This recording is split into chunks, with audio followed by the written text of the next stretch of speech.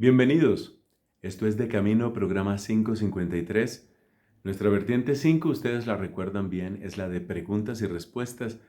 Una vertiente que particularmente me encanta precisamente por su variedad. Hoy nos hacen una pregunta bíblica. ¿Son distintos el Dios del Antiguo Testamento y el Dios del Nuevo Testamento? Suponemos que la respuesta es que no, porque tenemos una sola Biblia en la cual están el Antiguo y el Nuevo Testamento.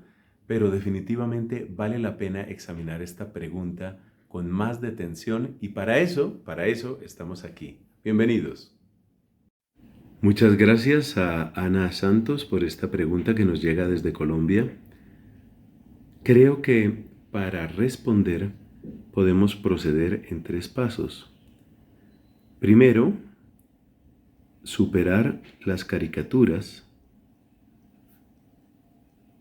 porque nos vamos a dar cuenta que hay bastantes caricaturas, especialmente a la hora de hablar del Antiguo Testamento. Segundo, comprender el proceso. La Biblia misma es un proceso, da cuenta de un proceso de revelación del Señor. Y en tercer lugar, ver todo desde Cristo. Pienso que con esos 3 pasos podemos tener una respuesta. Empecemos entonces por este primer paso. Hablemos de lo que es superar las caricaturas. ¿Qué es superar las caricaturas? Pues es en primer lugar darnos cuenta de que efectivamente tenemos caricaturas sobre el Antiguo Testamento. Yo voy a plantear aquí lo que llamo caricatura. Más o menos las cosas se presentan de este modo, que en el Antiguo Testamento Dios vivía enojado, era vengativo, amenazador y en general violento. Mientras que en el Nuevo Testamento, así va la caricatura, Dios es simpático, es amable. Dios es compasivo. Dios es salvador. Y Dios es manso. Esta es la manera como se presentan las cosas. Pero si uno se acerca a los textos, se da cuenta que hay sorpresas. Por ejemplo, una sorpresa interesante que últimamente me gusta mencionarla mucho es que es aquí donde se encuentra Jesucristo y resulta que Jesucristo en toda la Biblia es quien más habla del infierno.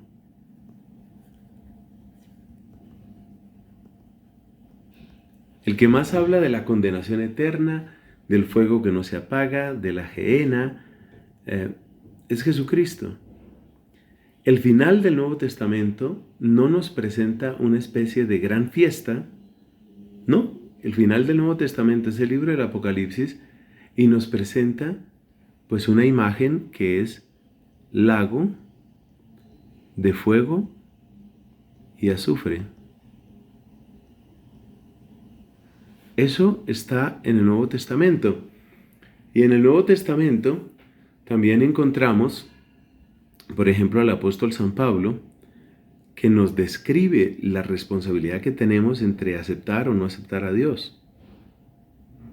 Y así, por ejemplo, Pablo en el Nuevo Testamento utiliza la expresión sea maldito,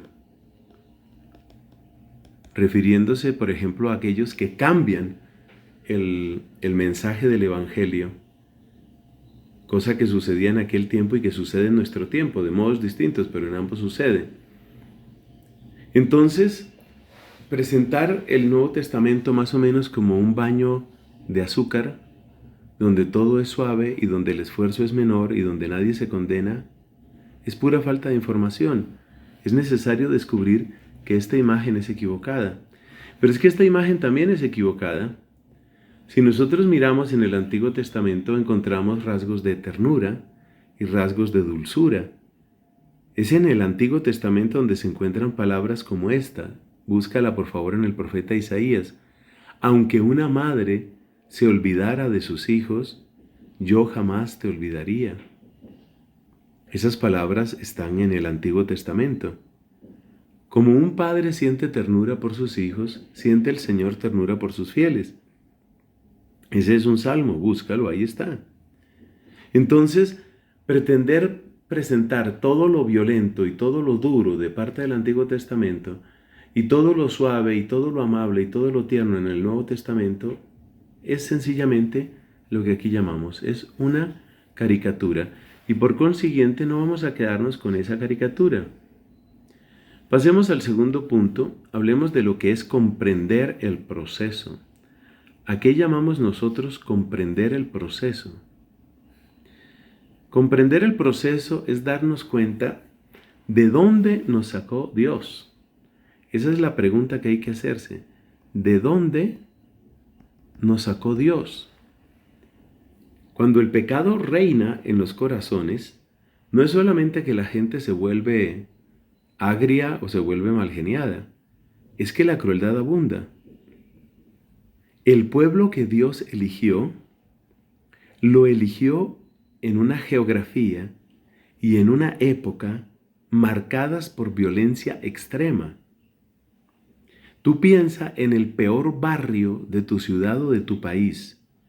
Tú piensa en lo que sería vivir en medio de pandillas de mafiosos.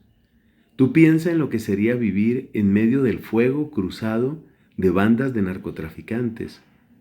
Ese es el modelo, eso es lo que necesitamos entender para descubrir este proceso.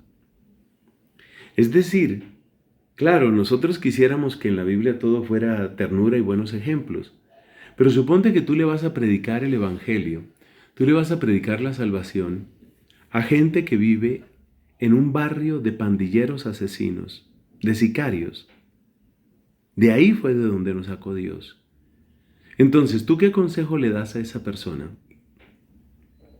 El primer consejo es que probablemente va a tener que pelear, y va a tener que pelear por su vida y por la vida de sus hijos y por la vida de sus hijas. Entonces debemos entender que hay un proceso que arranca de la peor violencia y que va subiendo. Esto que llamamos aquí la peor violencia, esta violencia extrema, no es la excepción, es la norma. Es la norma en aquellos tiempos, en aquella época. Eso de eliminar, por ejemplo, familias enteras, empezando por los niños, esa es una práctica usual en ese tipo de pueblos. Yo no sé si estás enterado de todo lo que sucede, por ejemplo, en muchos de estos países del Medio Oriente. Las cosas que están pasando en esos países son horrorosas. La violencia, los ataques suicidas, la crueldad, las decapitaciones. Si eso está pasando todavía en el siglo XXI, imagínate qué podía estar pasando en el siglo XXI, pero antes de Cristo. Es decir, hace 3.000, 3.500, 4.000 años. ¿Qué podía estar pasando? Entonces, sí, nuestro Dios es un Dios tierno, compasivo, misericordioso. Pero yo solo te pido que tú te ubiques en ese lugar y que tú descubras qué significaría ser de Dios en ese contexto. Si te queda difícil imaginarlo, protégete bien y vete al barrio más peligroso de tu ciudad. Imagínate viviendo ahí. Imagínate qué clase de respuesta darías tú. Entonces, lo que para nosotros se da por descontado, por ejemplo, ¿qué damos nosotros por descontado? Nosotros damos por descontado que hay una policía, damos por descontado que hay unas leyes, damos por descontado que hay unos juzgados, con todo lo que eso supone, un código de derecho penal, unas cárceles. Nosotros damos por descontado todo eso. Pero te digo una cosa, ¿quieres que te la diga? Pues resulta que en aquel tiempo nada de esto existía. Nada de eso. Es sálvese usted como usted pueda. Otra cosa que hay que tener en cuenta cuando nosotros hablamos de esto del proceso es que el proceso también significa que cada vez se escucha mejor a Dios. En medio de la oscuridad propia de la ignorancia y del pecado, esto es tomado de una oración de Santo Tomás de Aquino, en medio de la doble oscuridad del pecado y de la ignorancia, la voz de Dios, el mensaje de Dios se percibe de un modo muy incompleto. Pero a medida que va avanzando la historia de la salvación, es un proceso. A medida que va avanzando la historia de la salvación, entonces pues va avanzando también ese proceso y se va escuchando un poco mejor a Dios. Ese proceso nos conduce a la tercera parte que queríamos mencionar. Entonces seleccionemos esa tercera parte, copiamos y nos vamos de para acá. ¿A qué nos queremos referir? Nos queremos referir a que todo ese proceso tiene una plenitud en Jesucristo. En Jesucristo. Es decir, que la revelación, como lo hemos comentado otras veces en estos programas, la revelación es un camino.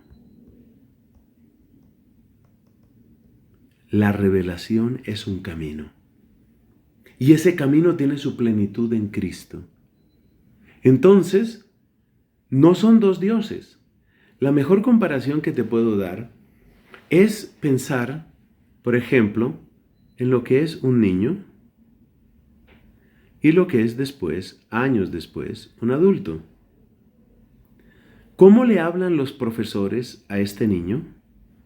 ¿Cómo le hablan los profesores a este adulto? Es evidente que el lenguaje para el niño pues tiene que ser muchas veces drástico. Es un lenguaje, no te metas con tal persona, no hagas eso. Ese lenguaje cambia cuando ya se trata de un adulto. Ha habido un proceso. Ese proceso es el que aparece en la Biblia. Dios es nuestro maestro, Dios es el que nos ha guiado, y por eso al principio tiene que hablarnos como a niños, y luego nos va educando, nos va sacando de ese ambiente tan espantoso, va aclarando nuestra mente y nos va llevando a una madurez. Esa madurez es la que encontramos en Cristo. Entonces tenemos que aprender a ver todo desde Cristo, pero sabiendo que es el mismo Dios el que nos ha acompañado. Muchas gracias a todos los que envían sus preguntas. Algunas de ellas ya están respondidas en otros videos. Otras pues son más mensajes de felicitación y de ánimo, y también eso lo agradecemos. Así que aquí estamos y con la bondad de Dios aquí seguiremos de camino, bocados de conocimiento, para que tu fe ¿qué? No se muera de hambre. Hasta la próxima con el favor de Dios.